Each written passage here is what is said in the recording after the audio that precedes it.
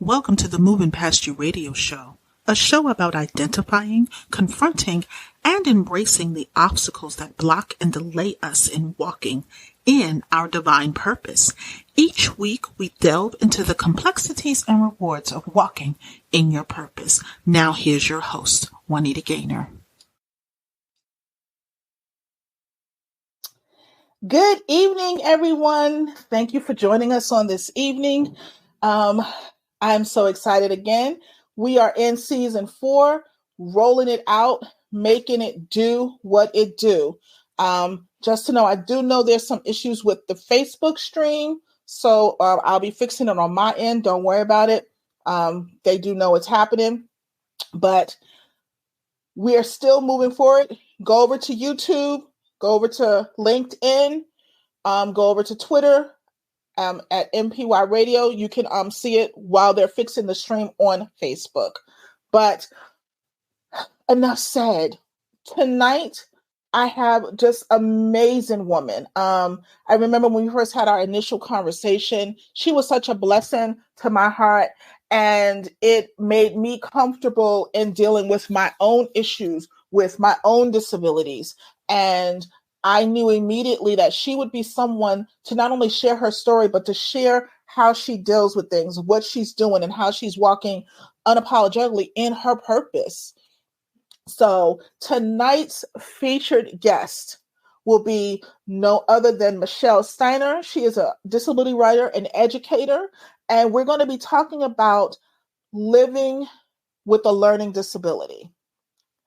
Now, Michelle Steiner is a dedicated advocate, writer, and paraeducator with a strong focus on disability-related issues.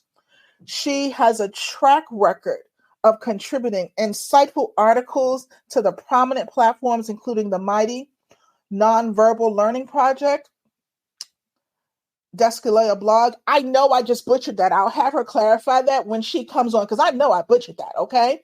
The Reluctant Spoonie, Imagine the World as One magazine, and the Word Gathering in her pursuit of promoting awareness and understanding. Michelle recently embarked on blogging endeavor, aptly named Michelle's Mission. That sounds beautiful. Additionally, her photographic talents have been showcased in Word Gathering and Independent and Work Ready. Professionally, Michelle is committed to her role as a paraeducator, providing essential support and guidance to students with disabilities within an educational setting. She resides in the U.S. and sharing her life with her husband and the beloved kitties. I love kitties. They're cute and cuddly, cute and cuddly, cute and cuddly. So let's bring Miss Michelle on board. Hi, Michelle. How are you? I am wonderful, Juanita. How are you today? I am doing so well. Now, I'm going to ask a question. Can you clarify the article? Because I know I butchered the name. I practiced it, and I still butchered it. That's all right. It's dyscalculia or dyscalculia, depending on how you pronounce it. Got it. So, as I was telling everyone, when we met and we talked, it's like, I'm going to be honest, it was like I've known you for most of my life, because you were able to just speak to a comfort level that I had not been until I got much older to, talk about, my challenges, with learning or just attention and just overall, and how I was able to use that to, definitely focus. So what I want you to do in this instance is, tell the listeners and the viewers about your journey as getting to be to the advocate, and what has inspired you to do what you do. Well, my journey began with a learning disability began in kindergarten. I was diagnosed at a very young age, and I was really lucky that they were able to find out that I had one. During this time, that when I went to school, they were just had legislation that was passed prior, a couple years prior with that, So I was very fortunate that my teacher picked up on that I was struggling with reading, comprehension. I was also struggling with math and hand coordination, and they picked up on it, and they asked my parents for permission to get me tested for it. And sure enough, I have a learning disability. I have dyscalculia, but during that time, they gave learning disabilities as an umbrella term. And I also have visual perception issues and limited hand dexterity, but that wasn't diagnosed till I was an adult. And the next year, I had to repeat kindergarten in a new school in our district. And I also began to receive specialty instruction as well, where we worked on the reading, which was very slight. And we worked on math, or we attempted to do that. That didn't exactly work out the way that we wanted. And we worked on tying my shoes and just all the different things that I would need to be successful in the classroom. I spent my afternoons in kindergarten with regular ed peers. And the following year, I was in a regular first grade classroom for some of the time, but I also spent it a lot in learning support, just to give me that extra bit of help that I needed. And luckily, I was starting to be in more classes. I can remember with having supports, I can remember I was in science and social studies, I think by second grade. And I received the accommodations of extended test time and having the test read aloud to me. But school was a real struggle for me socially and academically. Academically, I struggled, but socially, I struggled as well. I can remember when I was really young, the bullying began.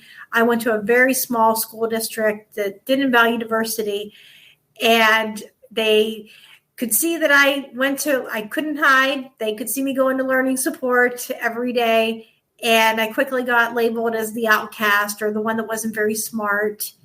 And as a young child, I didn't get invited to a birthday party, or someone didn't want to be my friend or play with me on the playground. But as I grew, school got easier for me academically, but a lot harder for me socially when peer groups became more defined. Eventually, I was in all regular ed classes except for math and resource room. And my grades improved a lot. I made honor roll, and I was doing well in all my classes with having that support.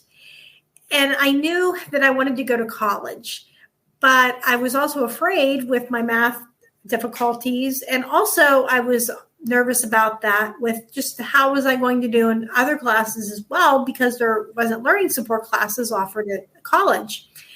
And I wasn't alone in this worry. I had a learning support teacher who said, I don't think you can handle college because of your math disability, and recommended vocational schools instead.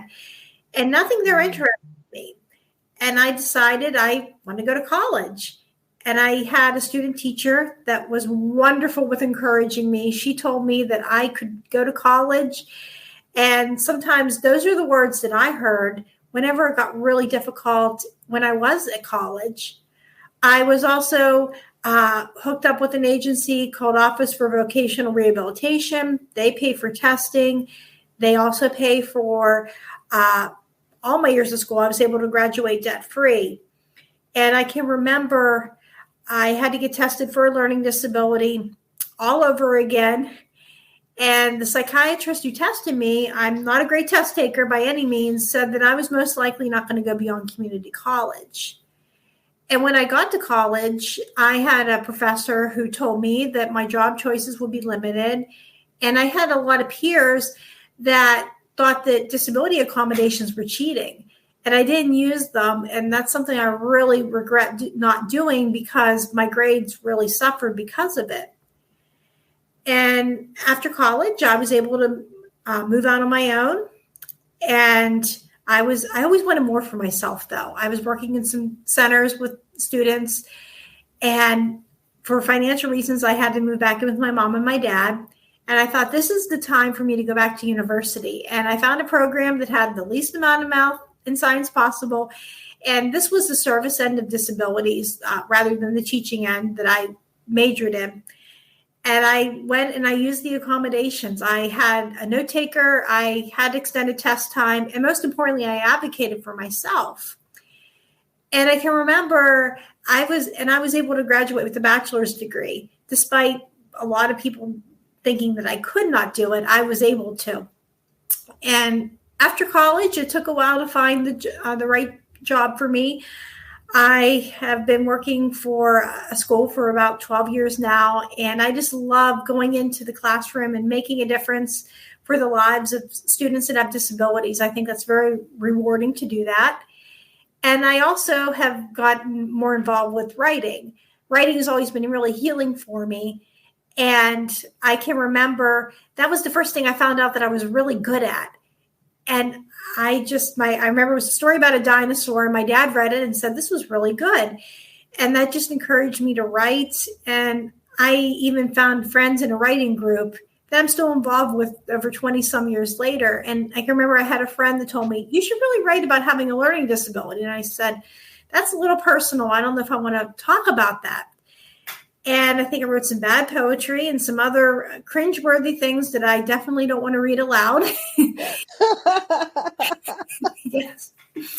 And I can remember that when I had that first article published on the Mighty about my struggle with opening up locks with limited hand dexterity, that was so freeing for me. I found that people wanted to hear my story, and where people weren't running away, they were running towards me and saying, that's my story. And that encouraged me to write more articles and to start a blog called Michelle's Mission. And the passion that I have behind what I do is my own experience with having a learning disability. I want to have this where I can encourage and empower and educate other people on learning disabilities and to be able to connect them. Because I think there's a lot of misinformation, number one, about them. A lot of people don't understand what that is. And they certainly, many people don't know what dyscalculia is. And just to be able to bring people together and so they don't feel like they're the only ones that have this as well. Wonderful. Wonderful. Especially when it comes to writing. I think writing is this universal thing that everyone does at certain levels that gives them a level of comfort and a level of, being seen. Because when you write, it allows you to put your emotions out there, but it talks back to you in a different way. It's not condemning. It's not, hatred. It's, it centers you into giving you the confidence that is needed to move forward. So it's like it helps with that communication and getting out there what you want people to kind of feel about you. Yeah, it gives you that voice that sometimes that you don't have, or you don't feel comfortable maybe sharing with somebody else. You have that voice that you can share and be able to express what you're feeling. Wonderful. Now, as I was, looking you up and talking about the different platforms you've been featured on, how do you feel that your writing, as you've grown in it and today, how has it had a significant impact on, the overall audience, but in particular, those that you serve? I think a lot of times people will tell me whenever I have an article, that's my story, or I thought I was the only one that struggled with that. And then I got to read what people get to read what I have gone through or what I continue to have happen. And they feel that connection and they don't feel alone. And that gives them the verbiage to be able to educate themselves, but also other people as well. And in regards to the blog, what is the overall goal for it? Is it to you maybe turn it into, and I'm just saying, like, most blogs, people turn it into different, retreats or whatever. Like, have you even thought that far regarding, the overall purpose and long-term goal for the blog? I think the overall purpose is definitely, I want to keep that education going for people with that. I also have another passion of mine is photography that I feature on my blog as well, where people can buy my artwork, because that is something I'll be able to, people have often said I bring out details that other people might miss in flowers. And sometimes I get that chance to take those pictures. If I'm in the car, I'll ask my husband, did you see that? And most of the time he's driving. He's getting a little better on this because I tell this story a lot. Lately, it's been like, hey, did you see this? Did you see that? But I get that chance to be able to find something, and a flower or just something unusual, and I get to go back and take a picture of it. Sometimes we pull over and take that as well, if that's a possibility. And I try to incorporate some of that, like the metaphors with my writing about that. And I also, there's that store for purchase, and I have a forum on there where I'll ask questions that are related to the theme of my blog, and people can connect and talk that have disabilities. So I think the long-term goal is definitely to be just a place where people that can be connecting that have disabilities and to provide that information. But that is a great idea with having retreats or workshops. That's definitely something to consider. No, count Thank me you. in, of course. And so, as you were talking about, the photography and the artwork, I like to think that our unique abilities, because, I don't think, before we had other words to say for it, people considered it to be a hindrance or whatever. But our unique abilities, it's like it's able to pull out details and see things that other people don't see. How have you used that in your artistry to pull those things out, to tell a story or to give life to something that you are writing or, teaching to students? A lot of times I like to use metaphors to describe things. Sometimes I might describe a metaphor if I'm talking about the process of a flower blooming, when I'm talking about just maybe how I've accepted my disability, or I talk about the sweetness of finding sweetness with the disability. And I will take a picture of a bee and on a flower, and I get to kind of compare that. I think that's definitely one way that I do that. And I just try to bring out that having a disability, there's definitely some things that are really hard with that, but there's also a lot of beauty in that. And I hope that I can bring some of that beauty with my photography too, just to be able to illustrate just some of the goodness that can come out of it. Okay, wonderful. And with you working with students, and I was saving this like for later, because in working with students, how do you work with the parents to help them or educate the parents to help them to understand that what the children, their ability is unique. It's not something that's a hindrance or whatever. Like, how do you help other parents navigate maybe how you wish somebody helped your parents navigate when you were younger? One of the ways I get that chance to do that is through a lot of the speaking engagements with podcasts. I have had that opportunity where I can give advice to parents not to give up on their child. That's a big thing because my parents didn't give up on me. And I'm able to also do that through articles with just providing that education for them as well. Okay. So in this moment, what I would like for you to do is maybe give 1 or 2 points, or however you may feel, comfortable with doing, because we do have the time, with a parent who maybe their child has just been diagnosed and they feel frazzled, they feel like they're lost, and they feel like all is just whatever. Like, what can you speak into them to help them, to guide them to their children's and theirs next step for their education? The first thing I would definitely tell that parent is that it's going to be okay. And I know that right now a lot of that information is really overwhelming, but just take it one step at a time, and to really work with the school or whoever diagnosed your child, and just be able to find as much information as you can about that, and to really reach out for support and see what resources are available. And talking with parents that maybe have already been through that journey themselves and might have an older child or even an adult with that disability can really help. Okay. And now I'm going to shift it to adults. Mm-hmm.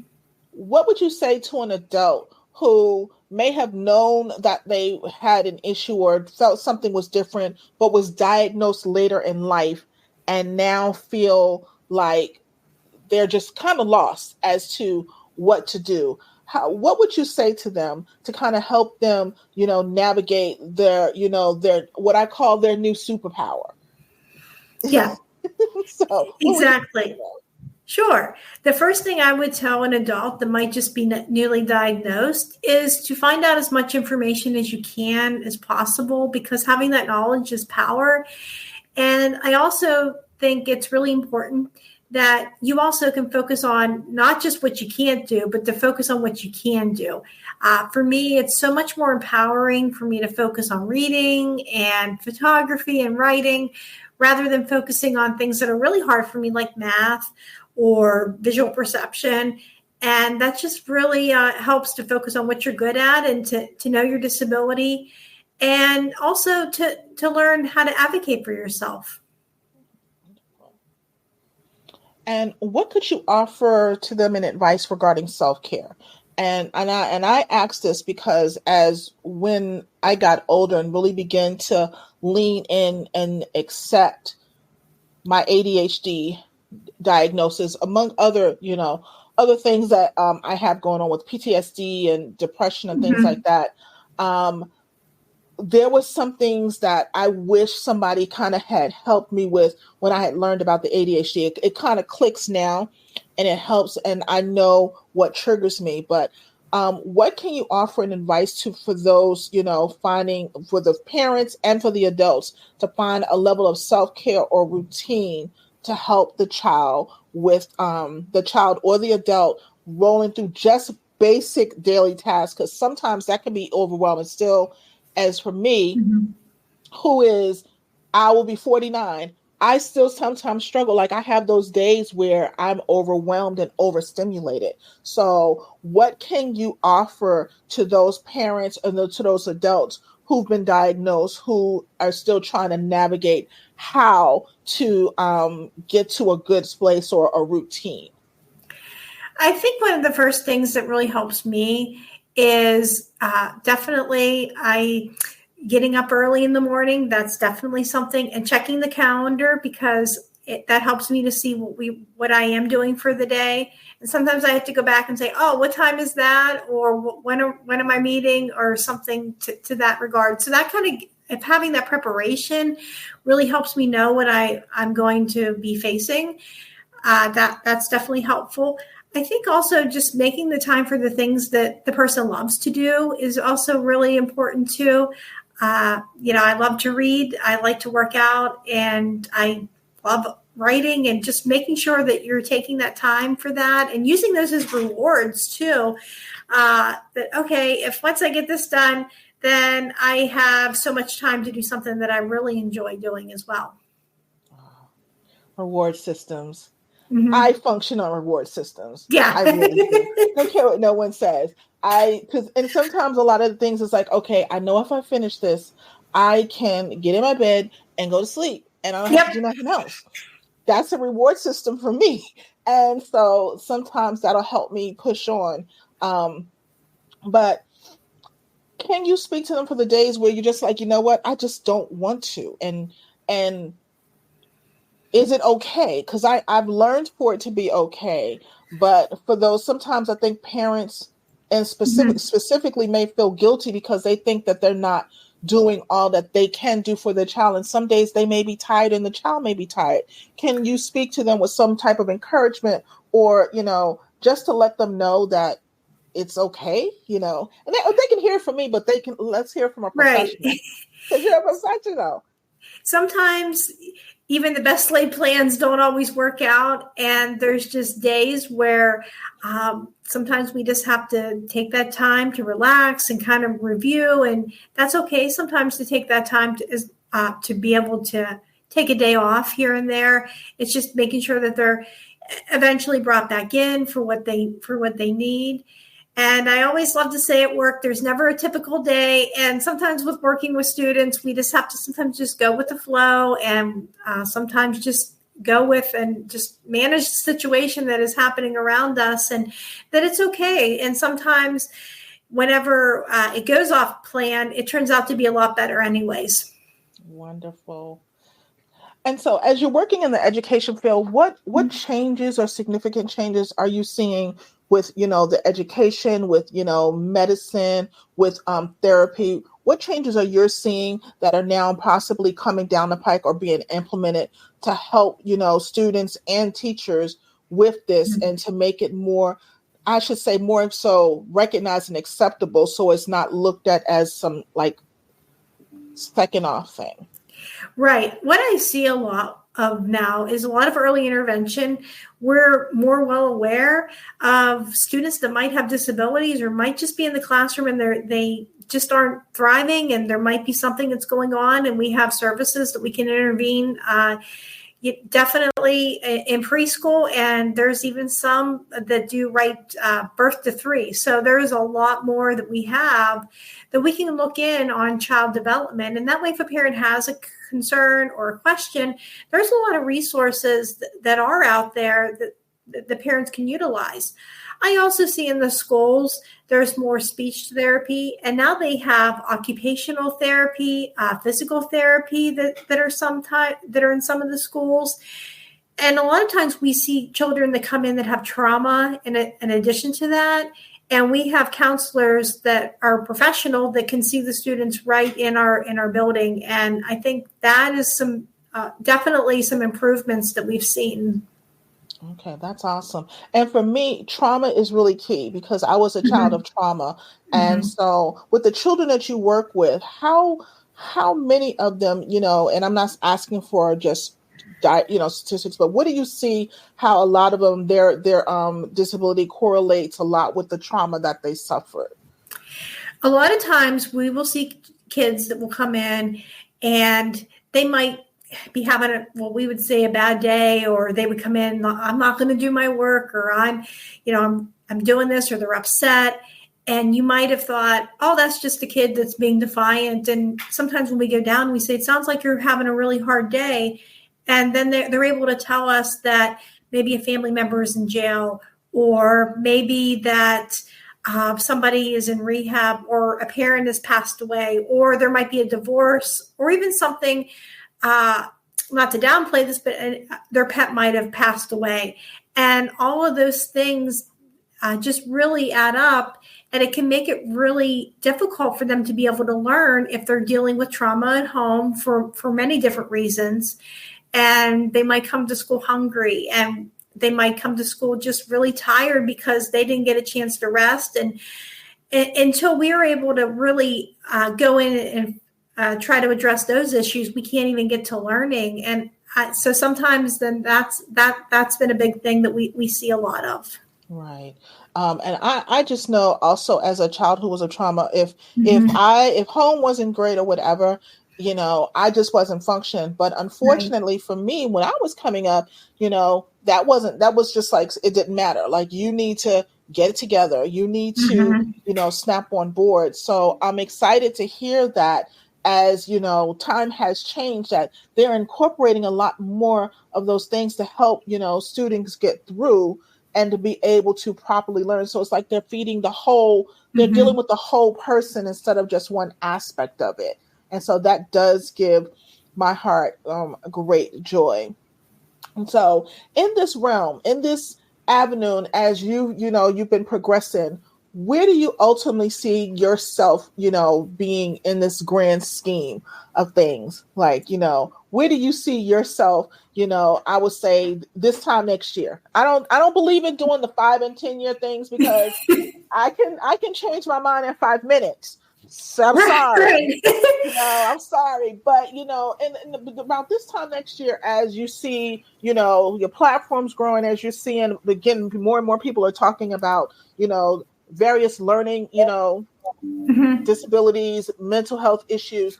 How do you see your role and positioning when it comes to bringing more awareness to us and teaching and education of this to others?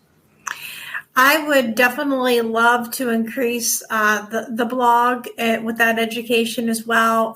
With the forum, that's definitely something that I would love.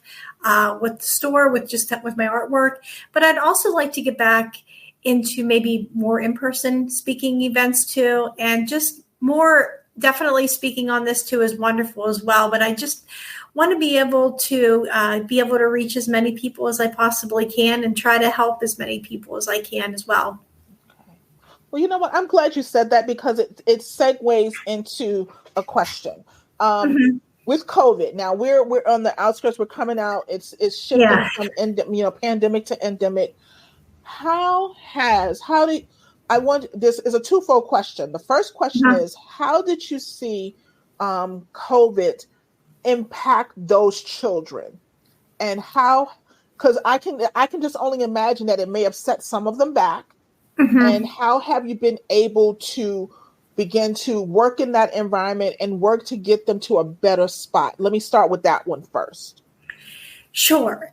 One of the things that we have seen definitely is a lot of social skills that can be really hard because some of our students have spent a lot of time in front of a computer screen, Yeah. and we also have seen academically that a lot of our students are behind as well because they had that time where they weren't in school, and there was also that time where they were learning remotely, and that really has been hard, especially on students that have disabilities.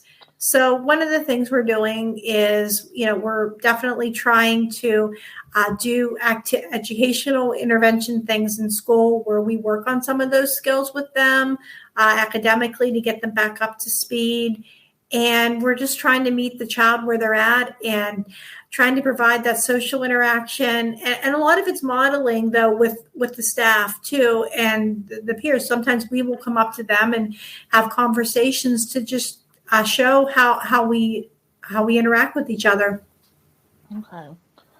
And so with that too, how the parents, like Mm-hmm. how did, because of course, this is out of their realm. Like Yeah. this isn't their thing, wheelhouse. How did that, also affect, students and what you guys had to come back and do to kind of, is what I say, put them back at possibly baseline, because Right. they were probably good.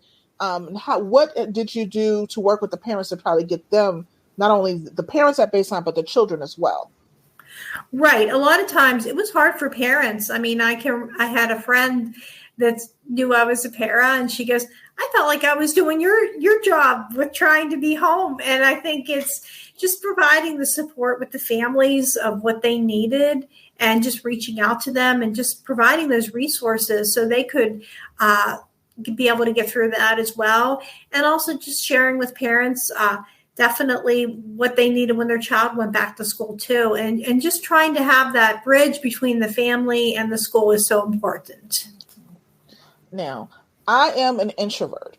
I like to be in the house. I like to be in whatever. But one thing I did realize during the pandemic was, even though I was an introvert, to be told that I couldn't go somewhere, and I realized that sometimes me going out the house or going to an IKEA or whatever, it got me off the ledge. And not having that, I found myself on the ledge a lot of the times. I would like for you to talk to the viewers and the listeners about why is it important to have physical interaction when you're dealing with mental health, learning disabilities, and things like that, because there's a purpose behind it. But I think you could probably better articulate why that's needed and why we have to maybe really think through, plans moving forward to be able to accommodate that in a grander scheme. I think having that connection is really important, especially with other people that have disabilities. Sometimes it's really easy to get stuck in your own head and you think, oh, I'm the only person that struggles with that. And there's other people that have that as well. And I think that is whenever I get that chance to meet in groups with other people that have disabilities, sometimes we'll be able to talk, and they might have had the same problem that I did. And I'm always amazed, like, oh, I thought I was the only one that struggled with that. And a lot of them think the same thing. And sometimes we're not able to maybe fix somebody's situation, but we can be there for the person and offer suggestions and offer advice. And then it's always interesting to see how that comes to fruition when you meet with somebody on a regular basis, and just some of the opportunities that did come up with COVID, of being able to meet online and to have that is important. But I also think I definitely missed a lot of the in-person things as well. And it is nice to go back and be able to see family and friends and have that social interaction, and even with other people who don't have disabilities, but it's still being able to share that, and just having that connection is so important. Okay. Yeah, absolutely. Like, I would never, well, I'm publicly admitting it now. There's sometimes I do like to go out. There is, and, even though I don't like to be around too many or whatever, but again, Right. it does help to be around people for the limited time that I can take it, because then I Yeah. do get overwhelmed. But I can see for me personally, it was like, I still had to kind of go into the office, and even though it was maybe one or two people, I still had some complete, some interaction and things like that. So I can just only imagine how, people who had to be home completely or didn't have any assistance, or, I'm just thinking of the parents who not only had to work, and then Right. it was like they were playing double and triple roles, or some parents, only one parent was able to work remote. The other one still had to report in, so I can just imagine how that, was. And then a lot of the kids are getting back in, and they are behind. Definitely. We're seeing a lot of kids that are behind on that. And we're just trying to do the best we can to serve and just meet them where they're at, and hopefully be able to move forward. So before we go into the final part, you as an educator, I want you to give you just a few seconds just to speak with everyone who sends parents to schools or whatever. Like, what do you guys need as educators, working in the schools and things like that? What are the graces you need? What are the support that you need to kind of just, not only for you guys' own mental health, but to make sure that the children are learning at their optimal best? Like, how can the general population, most parents should know, but how do we, support and really help, yourself and other educators, because you guys are in crucial roles, whether people want to believe it or not. You're in crucial roles. And then top it on the fact that we have our own unique other issues or traumas or learning things ourselves on top of it, and we're helping others. So how can we support yourself, teachers like yourself and others with everything that you got going on to make it better?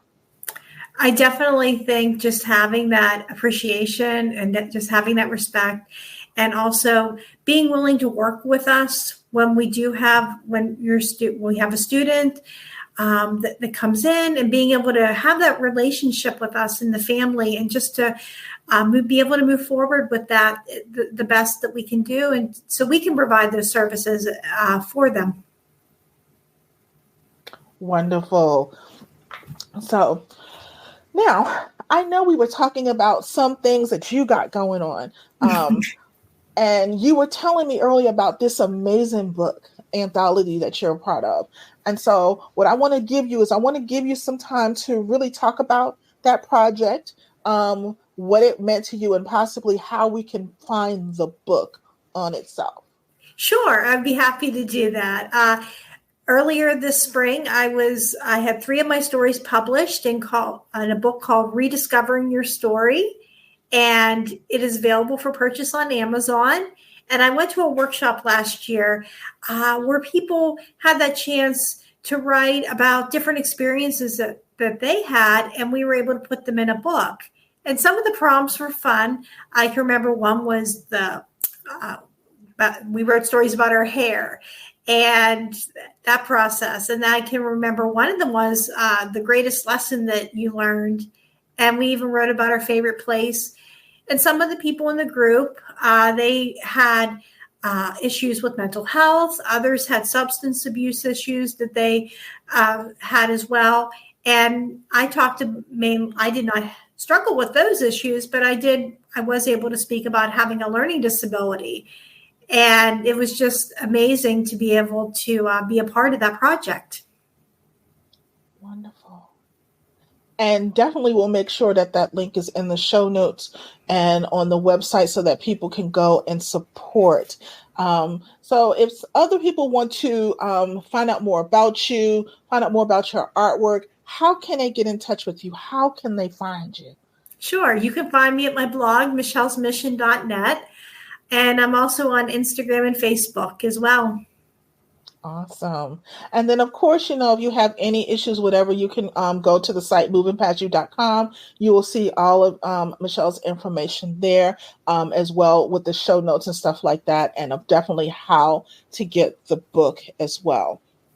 So, as we begin to wrap up, what maybe 3 things you can leave to people, takeaways that you can give to the listeners and the viewers today on how not only can you move through this, but you can use it and thrive and help others get through it as well? Well, one of the first things I would tell somebody is to know what you want. I mean, that's definitely something that's very important, to know what you want and to be able to find a way to do it. And I often thought about my own disability as being something that was a burden, and I wondered what good could ever come out of it. And little did I know that it was going to be a blessing, not only for myself, but for other people. And once you find what you want and you find a way to do it, I think it's really important to find a way to help others as well with it. That is so amazing. Michelle, I want to thank you for taking out the time to be with us on this evening. Again, your story is so inspirational, and how you work with little people. I mean, little people are my heart.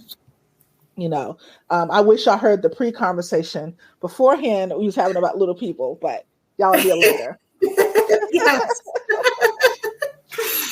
But I want to just thank you for your continued work with working with young people, working with adults regarding learning disability, and how you've persevered and continue to persevere and being a champion for the cause. I definitely look forward to collaborating more with you and as we talk about this further, because again, this isn't something that is talked about or celebrated, and we want to make sure that that is no longer done. So I thank you so much for being on with us on this evening. Well, thank you so much for having me. It's been a pleasure. Well, you're welcome. Now, for everyone who's on Facebook, this will re-show as a preview. Something was going on with Facebook, and I've gotten messages. I get it. It's a Facebook issue. We will make sure right after we're done with the live show, I will make sure that it's going to re-show on Facebook so that you can see it. Okay. So we do know. But again, thank you so much for being on the show, seeing us show this evening. Next week, we have a Miss Danielle Ross, and she is going to be talking about Yet Guy. And I am just blessed at what she is going to bring to you on next week. She reminds me of me, and it is just the sweetest. Her testimony is everything. And so definitely come and see us on next week. Be blessed. Have a wonderful, wonderful day. And we're going to be here next Friday, 7 p.m., same time, same location. And hopefully Facebook will be nice to us and actually cooperate. But until then, have a great evening. Thanks for joining us this week on the Moving Past You radio show. Make sure to visit our website at www.movingpastyou.com, where you can subscribe to the show on iTunes. If you found value in the show, rate us on iTunes or simply tell a friend about the show. And be sure to tune in next Friday for our next episode. And remember to always be kind in your word, your thought, and in your deed. Be blessed.